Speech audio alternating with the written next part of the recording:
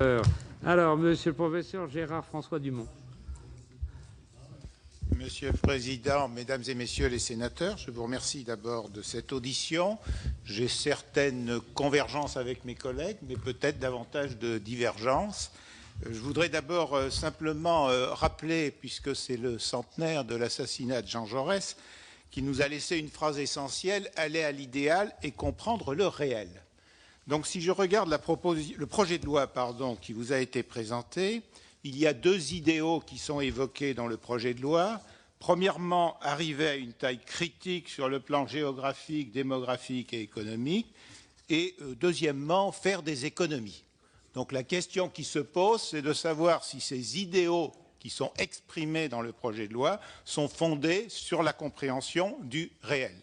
Donc je vous propose d'examiner d'abord la taille critique, puis ensuite la question des économies avant de vous proposer quelques conclusions. Donc en page 3, il est évoqué d'abord la taille critique sur le plan géographique. Comme certains de mes collègues l'ont rappelé, la plus petite des régions françaises de métropole continentale, c'est l'Alsace. Or, on trouve beaucoup de régions dans les autres pays européens qui ont des dimensions nettement moins importantes que celles de l'Alsace. Et même lorsqu'on parle de l'Italie en n'évoquant que 3 régions qui seraient plus petites que l'Alsace, en réalité, il faut rappeler quand même que le Trentin et le Haut-Adige sont tous les deux des provinces autonomes équivalentes à des régions. Donc on a bien 5 régions en réalité en Italie qui sont plus petites que l'Alsace. Et il faut noter que ces petites tailles ne sont pas nécessairement des handicaps, puisque lorsqu'on regarde les taux de chômage ou les taux d'emploi de ces régions, il n'y a pas de corrélation entre la taille géographique et les résultats économiques de ces régions. Concernant donc les régions françaises, vous savez que les plus vastes sont donc Midi-Pyrénées et Rhône-Alpes. Il faut préciser que ce sont de vastes régions, puisque chacune d'entre elles a une superficie plus grande que la Belgique, plus grande que le Luxembourg, bien entendu, plus grande que la Suisse et plus grande que le Danemark. Donc ce ne sont pas des tailles géographiques petites, et de toute façon, déjà, si on considère nos 21 régions de France métropole continentale, elles ont une superficie moyenne qui est supérieure à celle des Länder allemands. Deuxième élément, le taille critique sur le plan démographique. Sur le plan démographique, donc la région la moins peuplée de France métropolitaine continentale, c'est le Limousin, avec 742 000 habitants. Est-ce en Europe une petite taille? La réponse est non, dans la mesure où nous avons de nombreuses régions dans les autres pays d'Europe, en Italie, en Espagne, en Allemagne et bien sûr les cantons suisses, dont le nombre d'habitants est nettement inférieur à celui du Limousin. Si je considère la moyenne des régions, des 21 régions de France continentale métropolitaine, cela représente donc 3 millions d'habitants. C'est un chiffre qui est supérieur à la moyenne des régions italiennes. C'est un chiffre qui est certes inférieur à la moyenne des Länder allemands, mais il faut se rappeler que l'Allemagne a une histoire démographique totalement différente de celle de la France, puisque la France a abaissé sa fécondité dès la fin du XVIIIe siècle et non dès la fin du XIXe siècle. Et donc, si le rythme de fécondité de la France avait été le même que celui de l'Allemagne, le poids démographique de nos régions serait évidemment beaucoup plus important. Donc, il s'agit d'un nombre moyen d'habitants des régions françaises qui est supérieur également aux communautés autonomes de l'Espagne, aux régions polonaises. Et si je regarde les États-Unis, j'ai quand même 20 États sur les 50 qui ont moins de 3 millions d'habitants, donc une taille inférieure à la taille moyenne des régions françaises. Troisième élément, donc dans ce rapport, page 34, on nous fait comprendre que l'un des soucis du projet de loi, c'est de parvenir à des ensembles plus homogènes en termes de population. Donc il s'agirait de considérer que le fait qu'il y ait une fourchette relativement large entre la région la plus peuplée et la région la moins peuplée serait un handicap pour l'attractivité des territoires français, et donc que la France pâtirait de cette différence. Alors effectivement, avant même de regarder les chiffres, on pourrait penser que la France serait très hétérogène, tout simplement parce que la France a une politique centralisatrice, tant du temps des rois qu'après, ce que montre bien soit le réseau des routes royales, soit après le réseau ferroviaire rayonnant depuis Paris, et donc que la France est en fait, avec l'Angleterre et Londres, le seul pays européen qui a une région monde qui est l'Île-de-France. Donc cela, évidemment, donne une taille significative qui pourrait conduire au fait que les fourchettes d'écart entre les régions les plus peuplées et les moins peuplées seraient tout à fait considérables. Or, il n'en est rien. Si je regarde le rapport des populations entre les 21 régions actuelles, j'ai un rapport de 1 à 16. Si je mets à part l'Île-de-France, ce que propose parfois d'ailleurs votre projet de loi, j'ai un rapport qui est de 1 à 8. Quels sont les rapports dans les autres pays européens voisins ? Bien, ils sont beaucoup plus élevés. Le rapport en Allemagne est de 1 à 27. Le rapport en Espagne est de 1 à 26. Le rapport en Italie entre la région la moins peuplée et la région la plus peuplée est de 1 à 76. Et si je vais outre-Atlantique, le rapport entre les 50 États est de 1 à 66. Donc vous voyez qu'il n'y a pas d'hétérogénéité particulière dans les différences de taille démographique des régions dans les territoires français. Si nous examinions la superficie, nous arriverions exactement au même résultat. Les écarts de superficie des 21 régions de France métropolitaine continentale vont de 1 à 5. Si je vais en Allemagne, je vais de 1 à 174. En Espagne, de 1 à 19. Et je prends évidemment que les régions d'Espagne continentale. Je ne prends pas les deux archipels. Si je vais en Italie, j'ai un rapport de 1 à 8. Donc l'idée d'homogénéité qui est évoquée dans le rapport ne me paraît pas correspondre à la juste compréhension du réel. Troisième élément de l'argumentation, une taille critique sur le plan économique. Et pour cela, donc, le rapport, en particulier, je crois, page 34, explique que si on fusionne un certain nombre de régions, on va avoir une plus grande homogénéité dans le produit intérieur brut par habitant, par région. En réalité, je dirais qu'en géographie, c'est pratiquement une tautologie, c'est-à-dire à partir du moment, effectivement, qu'on diminue le nombre des territoires, on arrive quasiment automatiquement à lisser les fourchettes. Et je pense que même un étudiant en première année de géographie qui écrirait une chose pareille ne serait pas apprécié par son professeur. Donc ceci ne me paraît pas un argument, d'autant plus que le problème du calcul du PIB par région pose de graves problèmes méthodologiques. Et il ne faut surtout pas considérer la fiabilité de ces chiffres qui ne tiennent pas compte non plus, bien sûr, des différences de pouvoir d'achat selon les régions, ne serait-ce qu'en matière de coût du foncier et de l'immobilier qui est très variable selon les territoires. Autre élément, donc on dit des régions fusionnées auront davantage de budget. Tout dépend, bien entendu, ce que signifie un budget. L'une des raisons de la réussite des régions depuis 1982, c'est que justement, elles n'ont pas été noyées dans des services fonctionnels assumés. Et donc, vous savez très bien que jusqu'à l'acte 2 de la décentralisation, la majorité des budgets régionaux étaient des budgets d'investissement, donc qui avaient un rôle structurant sur le territoire. Et effectivement, c'était une raison de leur efficacité, alors que vouloir, comme cela évoqué dans une autre loi, leur confier la réparation des robinets des collèges, je dirais pourquoi pas, mais je ne vois pas en quoi cela relève d'un caractère structurant dans la vie d'un territoire. C'est quelque chose qui pourrait très bien être assumé, par exemple, par les communes qui le font très bien dans les écoles primaires ou dans les écoles maternelles. Donc ma conclusion première, c'est que parler de taille critique, c'est le mot qui est utilisé dans le projet de loi, c'est chercher un optimum régional qui n'existe pas. Qui n'existe pas parce que dans aucun pays, il y a une corrélation entre l'attractivité de régions, le taux de chômage et leur taille géographique, économique ou démographique. Alors, nous trouvons aussi d'autres petits éléments qui sont contestables, comme ce qui est dit sur la Pologne, comme si la Pologne aurait diminué son nombre de régions. Non, la Pologne n'a pas diminué son nombre de régions. Simplement, lorsque la Pologne était une démocratie populaire, les régions anciennes avaient été supprimées. Et donc, elle a recréé ces régions pratiquement dans les mêmes découpages anciens par rapport à ce qui existait auparavant. Quant à l'Espagne, il est important de préciser la loi de 2012 qui n'a pas été citée dans le texte.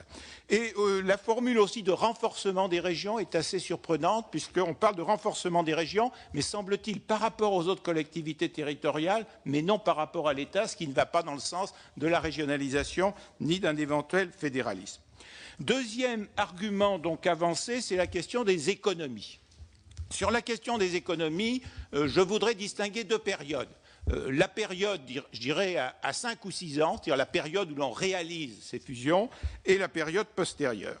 Concernant la première période de 5 ou 6 ans pendant laquelle on réaliserait ces fusions des régions, il faut d'abord insister sur les coûts directs qui sont inévitables. Chacun sait ici que cela suppose la mise en place de nouveaux outils communs, que ce soit des outils en matière d'intranet ou d'extranet, ça suppose des déménagements, des transferts de personnel, des aménagements, mais ce n'est pas la partie peut-être la plus inquiétante. La partie la plus inquiétante, et dans laquelle nous sommes déjà entrés ces dernières semaines, c'est ce que l'on appelle en économie les effets externes négatifs, c'est-à-dire le fait que nous allons passer beaucoup de temps dans nos régions à discuter des modalités des fusions, à discuter du choix des capitales, à discuter de la localisation des services de la région.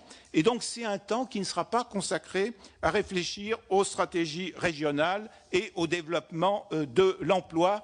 Et c'est un temps qui sera perdu aussi pour réfléchir à un élément qui est très important, qui consiste à renforcer les coopérations avec les autres régions. Parce que même lorsqu'on parle de la fusion de Normandie, cette fusion des Normandies, ça doit pas être une Normandie qui se referme sur elle-même, mais une Normandie qui passe son temps à coopérer avec ses régions voisines, qu'elles soient françaises ou européennes. En plus, nous avons quand même un problème géographique qui n'existe peu en Normandie parce que les grandes villes de Normandie ont une proximité géographique qui a été considérablement accrue grâce au pont de Normandie. Mais dans les fusions qui sont évoquées, normalement, pour qu'elles soient efficaces, il faut qu'il y ait une synergie entre les anciennes capitales. Si je regarde Amiens-Reims, 2h26 par le train. Orléans-Limoges, 2h07 par le train. Et je n'ai pas osé dire Tours-Limoges, c'est encore pire, bien sûr. Toulouse-Montpellier, 2h08. Clermont-Lyon, 2h25. Donc aujourd'hui, c'est sûr, nous n'avons pas les équipements ferroviaires qui permettent de faciliter la synergie et faire en sorte que ces villes soient en réseau. À cela, bien sûr, vont s'ajouter les coûts directs permanents, c'est-à-dire le fait que, bien entendu, et c'est écrit d'ailleurs dans un document du ministère de la décentralisation, que c'est le mieux-disant qui l'emportera toujours à l'occasion des fusions. Et donc le mieux-disant, ça veut dire forcément des coûts plus élevés, que ce soit en matière sociale, que ce soit dans les dotations au lycée. C'est également la création d'antennes supplémentaires dans les territoires. Et en fait, l'expérience montre que les coûts sont plutôt croissants avec la taille, ce qui risque de se produire. Pardon, monsieur le professeur, je termine. Oui, s'il vous plaît, parce que pour permettre à vos collègues d'intervenir oui, aussi. Je termine, mais je vous en remercie beaucoup, monsieur le président, de m'avoir rappelé à l'ordre. Voilà. C'est absolument impossible pour moi. Bon, mais...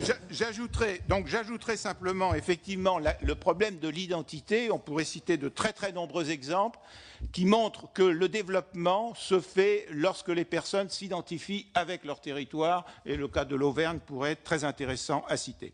Alors, que faire? Je dirais que 2 mots conclusifs, Monsieur le Président. D'abord, effectivement, je pense que le diagnostic n'a pas été fait. Le diagnostic des réformes antérieures, le diagnostic d'analyse comparative et le diagnostic qui consiste que changer le nombre de pièces d'un POLS n'améliore pas forcément la qualité du POLS.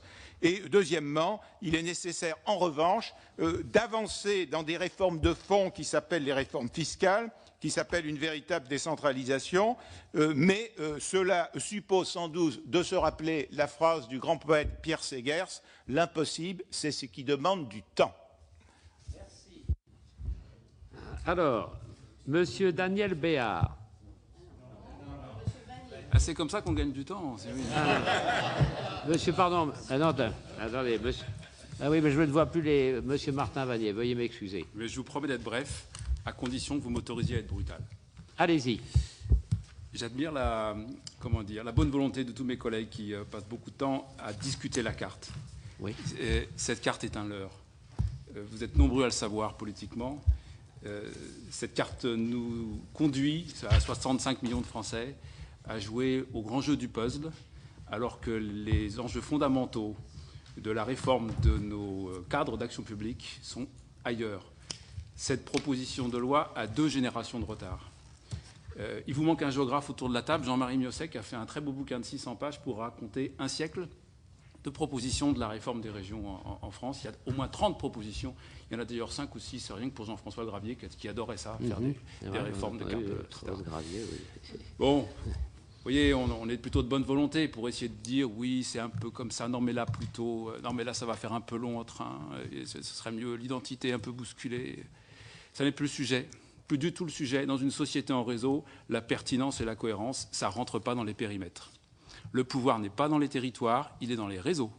Ce sont les réseaux, les opérateurs de réseau qui ont mis la main sur la gestion des grands biens communs ou ceux qui devraient être communs, et en particulier les grands biens numériques, mais aussi les biens écosystémiques et environnementaux, et tous les biens qui servent la mobilité.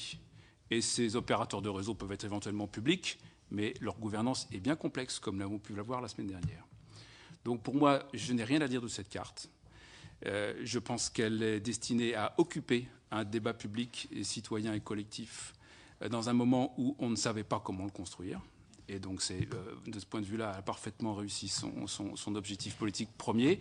Je n'ai guère envie de contribuer moi-même à ce que je considère être une comédie qui, du point de vue scientifique qui est le mien, est un dramatique retour en arrière du niveau, je ne dis pas ça pour mes collègues qui ont argumenté sur le fond, mais du niveau de compréhension de nos contemporains de ce qu'il faut faire pour faire bouger les choses. C'est vraiment l'expression de tout changer pour que rien ne change. La question fiscale passe à la trappe, la question du contrat démocratique, qui est à repenser de façon fondamentale et sans doute post-territoriale, mais j'en dirai pas plus, il n'y a qu'à dire des choses sur le sujet, n'est pas au rendez-vous non plus. La question de la maîtrise des réseaux et des pouvoirs des réseaux n'est pas au rendez-vous, mais nous adorons tous non seulement redistribuer la composition de l'équipe de France pour le prochain match, mais surtout refaire la carte des régions. Je vous assure que c'est les 2 sujets fondamentaux dans les familles et dans les bistrots. Donc ce point de vue-là est atteint. La seule chose que je pourrais dire sur cette carte qui passera dans l'état où elle passera, de toute façon la semaine où elle a été annoncée, nous avons eu tous les jours une mouture différente. Donc nous avons préparé autant d'argumentaires que de cartes qui nous ont été annoncées. Mais nous n'en doutons pas, vous allez pouvoir vous amuser au moins aussi bien que les constituants, mais peut-être pas dans le même contexte. Avec moins de dégâts peut-être, parce que quand même ça a fait quand même pas mal de mouvements en France et en Europe à l'époque. Bon, toujours est-il qu'il me semble que le vrai sujet, c'est qu'est-ce qu'on va faire avec cette carte. Donc je sais que mon collègue Béard va dire 2-3 choses, mais en résumé, je pense que la condition de réussite de cette réforme n'est pas dans les objets qu'elle prétend saisir. La cohérence de la bonne maille, le grandissement de la taille, la fusion des organismes territoriaux concernés, etc. On est au terrain et au front des collectivités pour réfléchir avec elles sur ça. C'est bien douloureux. Les conditions de la réussite de cette réforme sont dans tout ce qui permettra aux territoires, métropoles, pays, départements, territoires ruraux, territoires de montagne, territoires littoraux, etc., à faire leur travail dans le fameux rendez-vous de la coordination et de la coopération. Et quelle que soit la maille englobante dans laquelle on décrétera le grand soir, qui n'est certainement pas à cet endroit-là. Donc le vrai sujet, c'est comment on va continuer à travailler dans les coopérations interterritoriales, dans des réseaux, dans des alliances, dans des compétences partagées, dans des cadres transnationaux et transfrontaliers. Ça, c'est l'avenir. Ça, c'est le vrai rendez-vous moderne au XXIe siècle. C'est la coordination. Ce n'est pas la fusion dans des grandes firmes. Les grandes firmes, c'était au XXe siècle, mais au XXIe siècle, ce n'est pas le modèle du tout. Le modèle, c'est le réseau et c'est le cluster. Et sur ces sujets-là, il faudrait changer les règles et pas les cartes. Voilà pourquoi je ne dirai rien sur la carte. Merci. Merci beaucoup. Donc, M. Daniel Béard, si je ne me trompe pas, veuillez, monsieur. Non, merci, Monsieur le Président. Donc, je vais prolonger un peu le propos de mon collègue Martin Vanier sur un autre mode. En effet, enfin, ça tombe bien qu'on soit en bout de chaîne parce que moi, je considère que... oui, voilà. Je pense que le plan de table était bien fait. Le plan de table était très bien fait. C'était bien fait, le plan. Hein. Moi, j'ai envie de répondre à votre question, hein, les grandes régions, hein, qu'est-ce que vous pensez des grandes régions, mais en aval de votre question. C'est-à-dire que, en effet, moi je pense que le découpage et l'argumentaire qui a été donné sur le découpage, c'est à la fois la question de la pertinence et de la puissance. Bon, je crois que mes collègues ont tout dit, donc c'est pas la peine qu'on reprenne là-dessus. Donc du coup, la question, moi j'ai envie de la poser au futur, c'est au conditionnel. C'est-à-dire que, voilà, de toute façon, vous allez discuter de la carte, vous allez discuter des périmètres, mais ça va se faire.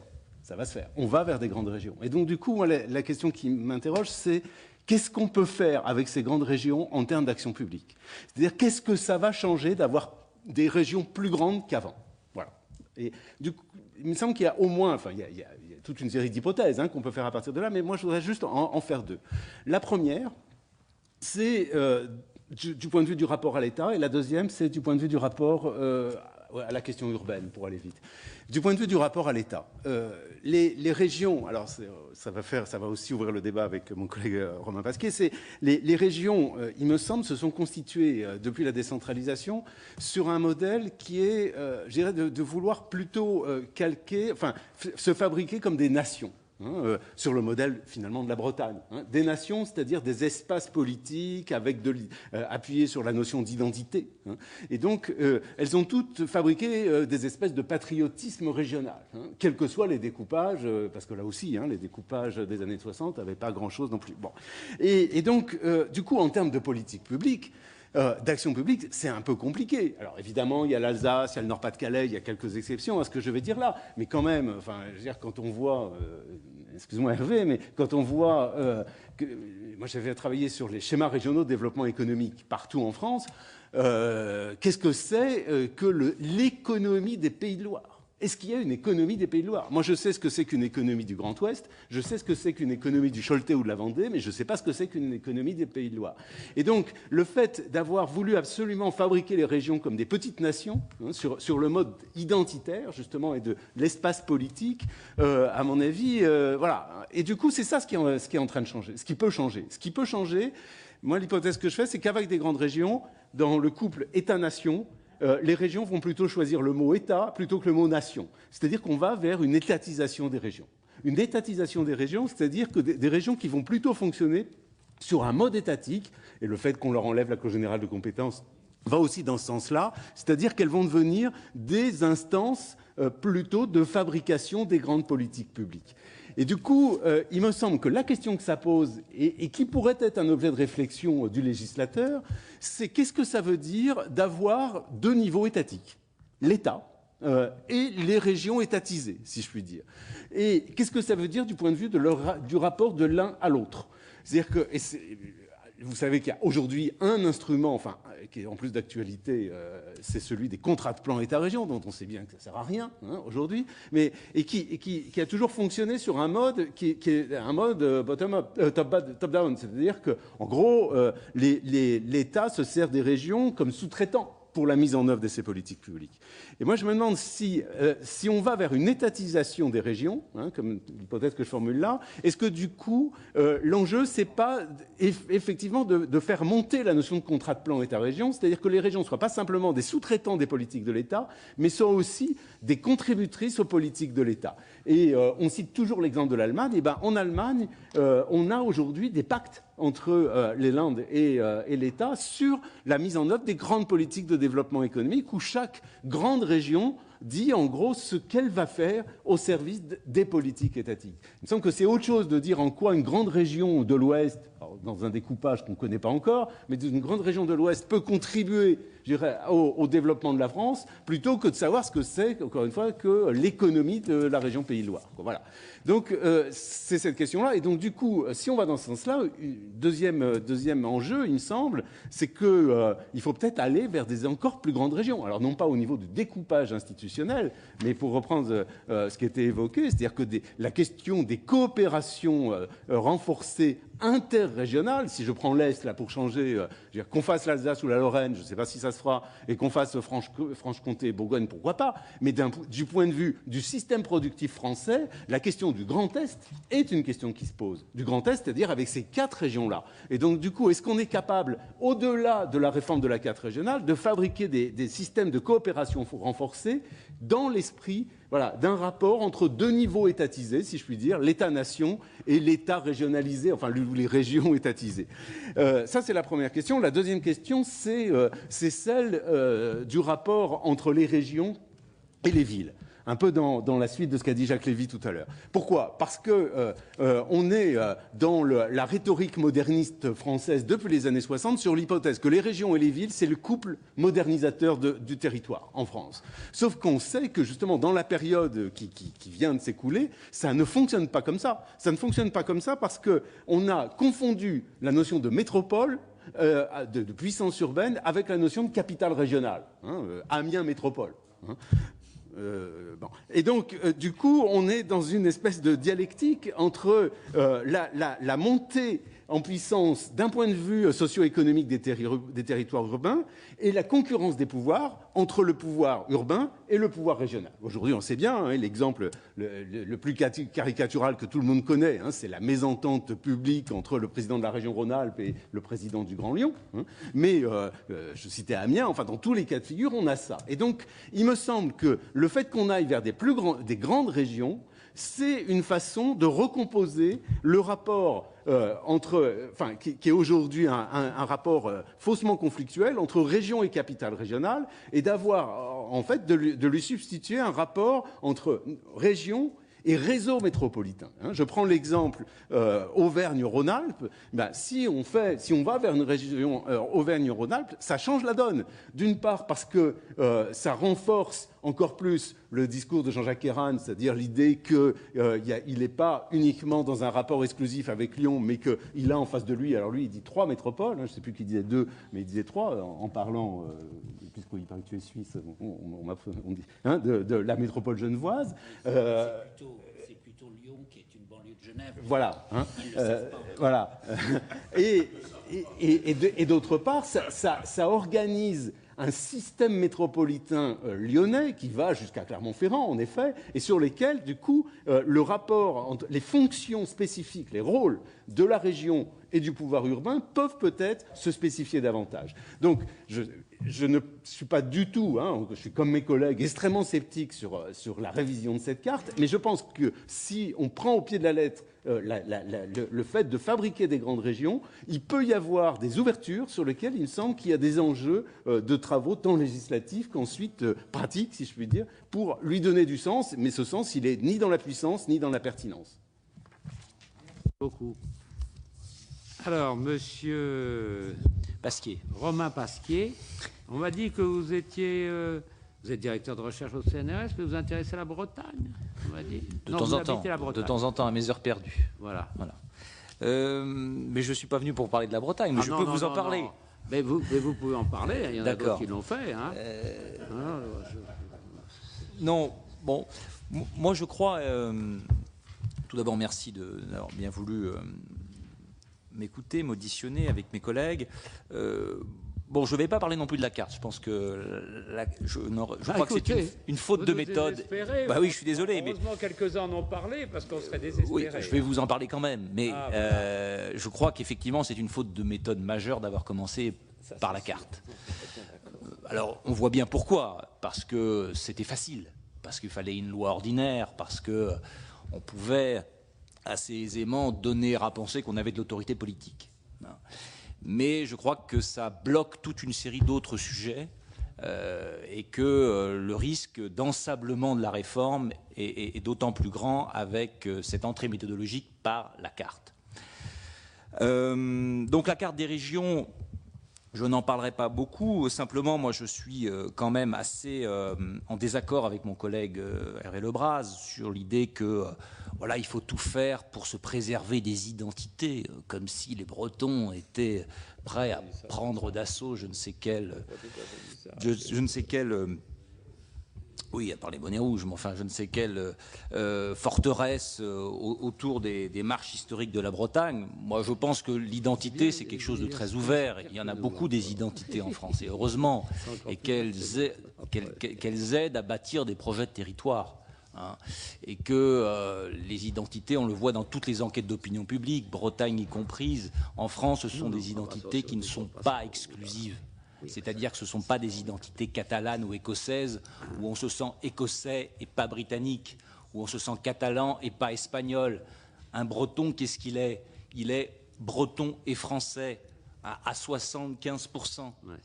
Celui qui se sent exclusivement breton, dans toutes les enquêtes d'opinion publique depuis 30 ans, c'est 1%. Donc vous voyez, il faut arrêter de jouer à se faire peur, à moins d'être missionné par Jacques Auxiette. Mais autrement, voilà, il ne faut pas se faire peur. Donc s'il y avait quelque chose à dire sur la carte, et donc là aussi je suis en désaccord avec Hervé Lebras, il faut supprimer une chose dans la carte, c'est les Pays de la Loire. Et beaucoup de choses seraient résolues. On aurait, Monsieur Sueur, le Val-de-Loire. Mais le seul problème, c'est les Pays de la Loire. Et il faut... Voilà. Donc moi, je pense qu'il faut rattacher la Mayenne et la Loire-Atlantique à la Bretagne. Je suis désolé. Nous vous donnons le Maine-et-Loire, la Sarthe, voilà. Et je pense que la Vendée, on peut la laisser toute seule. Alors, je crois que le sénateur de Vendée n'est plus là, mais à mon avis, et après avoir lu beaucoup d'économistes et de sociologues, la Vendée fait système territorial en tant que tel. Elle n'a pas besoin d'être rattachée à une grande région, ni à Poitou-Charentes, ni à la Bretagne. Et oui, mais je crois que sur le plan économique, sur le plan politique, sur le plan social, elle fait système. Elle n'a pas besoin d'une grande tutelle régionale. Donc ça, c'était mon mot sur la carte. Je suis désolé, mais il fallait le dire quand même. Alors, si on veut vraiment donner du sens à la réforme, à mon avis, il faut raisonner différemment. Ça a déjà été dit, donc je vais aller très vite. Et tout est résumé dans ce petit rapport que j'ai publié la semaine dernière. Réussir la région au service du citoyen, de la croissance et de la République. Qu'est-ce qu'il faut faire? Malheureusement, pour le faire, il faudrait sans doute modifier un peu la Constitution, si on veut aller assez loin. On ne le fera pas. Il faudrait sans doute modifier l'article 72 sur la tutelle, l'article 20 sur le pouvoir réglementaire. Bon, donc on ne le fera pas. Bon, simplement quand même, il me faut, à mon avis, pour avoir un pouvoir régional, je crois que c'est un peu le sens de la réforme tout de même, j'ai l'impression, il faut des compétences et des finances. Pour le moment, en compétences, on a les collèges et les routes départementales. Ça fait peu pour être compétitif, pour être des acteurs globaux.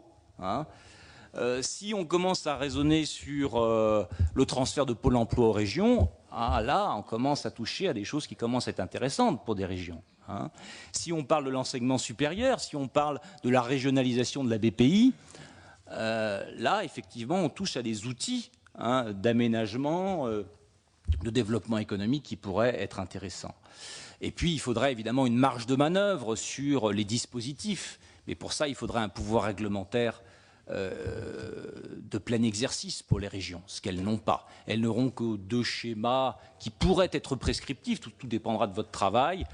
Mais si ça prend autant de temps que l'élaboration du SDRIF Île-de-France, ça risque d'être compliqué en termes d'efficacité et d'efficience et de diminution des coûts de transaction, pour le coup. Donc je suis assez dubitatif. Et puis sur les finances, c'est le grand trou noir. Là, si on regarde du côté des Länder allemands ou des communautés autonomes espagnoles, c'est une part de la TVA. Est-ce qu'on est prêt à donner une part de la TVA aux régions? C'est clairement ça qu'il faut se poser comme question. Voilà. Là, on donne un levier. Là, on donne une capacité à agir. Bon. Autre chose, on les oublie souvent dans nos débats, les citoyens. Qu'est-ce qu'ils veulent, les citoyens? Moi, je pense qu'il faut des outils aussi de renforcement de la démocratie locale et régionale. Et moi, je propose, si on va vers le pouvoir régional, d'instaurer un parlementarisme régional. Qu'est-ce que c'est? C'est le modèle corse, c'est-à-dire la scission de l'exécutif et du législatif, que l'Assemblée régionale, où qu'elle soit, donne sa confiance à un gouvernement régional, à un exécutif. On sait le faire en France, on le fait en Corse, on le fait en Nouvelle-Calédonie, on le fait en Polynésie. Voilà. Pourquoi ne le ferait-on pas Alors, avec un autre élément, Jean-Pierre Raffarin l'avait évoqué en son temps, à mon avis, c'est décloisonner les temps électoraux entre les régions. De ne pas avoir ce système universaliste où toutes les régions doivent se tenir en même temps. Ce serait une vraie richesse pour notre pays d'avoir un éclairage sur les enjeux politiques régionaux en Midi-Pyrénées, en Bretagne, en Champagne-Ardenne, etc. Plutôt que de faire des élections régionales qui sont en fait un test national. Donc là, le parlementarisme régional, ce serait intéressant. Et puis, désolé messieurs les élus, mais ça nous permettrait quoi? Ça nous permettrait, dans des gouvernements régionaux, d'y inclure des personnes qui ne sont pas issues du monde politique, hein, de la société civile. Hein. Donc ça serait une petite richesse à côté des élus. Hein. Donc ça, à mon avis, ça serait une avancée assez intéressante. Et puis, j'ai envie de dire un droit à la différenciation. Moi, je crois beaucoup, et donc là, je reviens au cas breton, à la collectivité unique. Hein, je pense que ce qu'il fallait faire, c'était faciliter la fusion entre conseils généraux et conseils régionaux à carte régionale constante. Hein. Par exemple, moi, je n'étais pas contre le conseiller territorial. C'était une étape, effectivement. Hein.